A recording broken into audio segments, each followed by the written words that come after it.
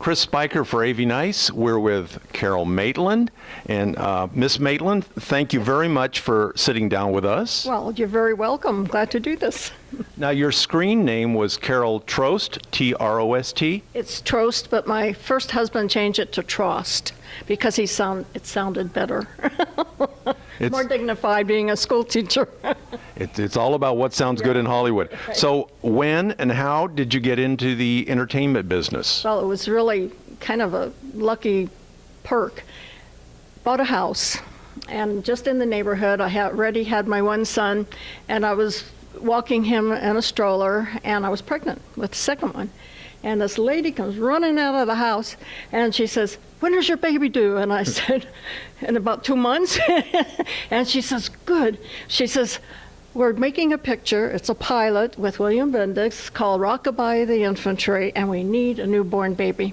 And if it's born at the right time, we could use him if you know, actually we didn't know if it was a boy or girl because you couldn't find out in those days, but we could use the baby at that time." So I said, okay. So anyway, he happened to be born at the right time. We went in there, and the rest is history. My kids were in there for probably 10, 12 years, and then one day I get a call on the sound stage, and they come see me in the casting office, and I'm thinking it's something for the boys, and they said, "Would you be interested in working?" And I said, "Me?" And they said, "Yeah." I said, "Why?" And he says, "Well, you know, right now everybody's hippie, and you don't look hippie." So he says, "More sophisticated, we need more sophistication, and it'll only be a couple of days a week, I'm sure, but, you know, would you be interested?" I said, "Of course." And there I am. So then after there, I was just working as really an extra then, and then they came to me and they said, "You look so much like Angie. We need to have you double for her." So I said, okay. So I went to Warner's because this was Universal. Angie Dickinson. Angie Dickinson. So she was doing Policewoman in those days. So I went over there, and they could get so close to me. We were the same height, same weight. I just had to change my hairstyle to a pageboard type, and I just did all her stuff, and I got into stunts because they wanted to get close to me. So the girls, stunt women, they didn't want to teach me anything because they didn't want me taking their job. So the guys, they took me to the gym. They taught me my high falls, they taught me fights, they taught me to ride a motorcycle, they taught me everything, these guys. And that's how I got into that point of the business. And then went to Hawaii to do Pearl 41 with Angie, and that's when I fell in love with the Model A because I got to drive it and she couldn't because she didn't know how to shift a car. And that's where life kind of began again, and met my husband and got married 40 years ago, and here we are.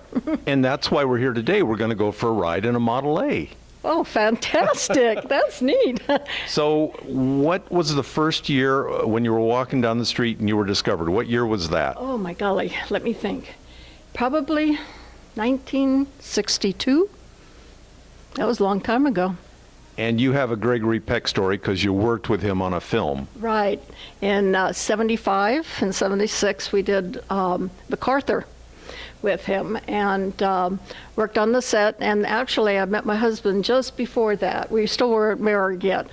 And Greg he was a character.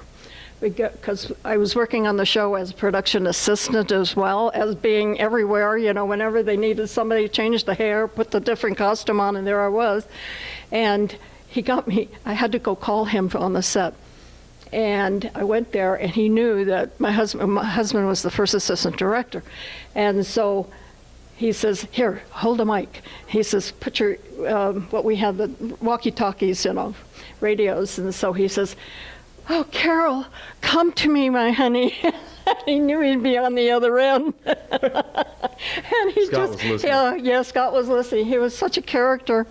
But I think the biggest and the funniest thing with Greg was when he got off the boat, on Chong Landing, when the boats... MacArthur's returning to the Philippines. Yeah, right down.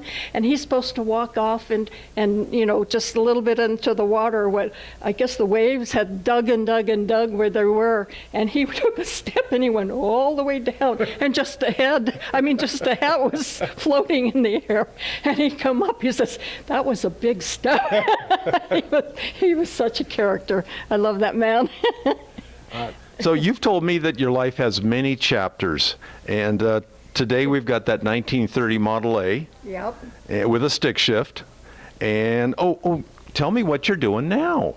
Oh, well, I'm crochet.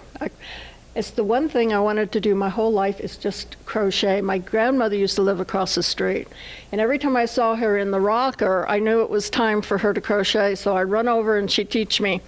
And so through the years and everything, I crocheted. I had a yarn store at one time when I was even working as a production coordinator, and it got to be I couldn't do two things. So I had to give up the yarn store, but I had a lot of yarn left. And so what happened was I says, what am I going to do with this yarn? I've been storing and storing and storing. So while I got here, I finally had time to crochet. And You are so creative and so full of energy. yeah, I am. Welcome to the Antelope Valley. Would you like to go ride in a Model A stick shift? Oh, I'd love it. I'd love it. I'm not sure I can still drive it after 40 years, but I'm willing to try. Okay, and I'm going to get in the rumble seat. Okay, that sounds great. Let's go do that. Okay.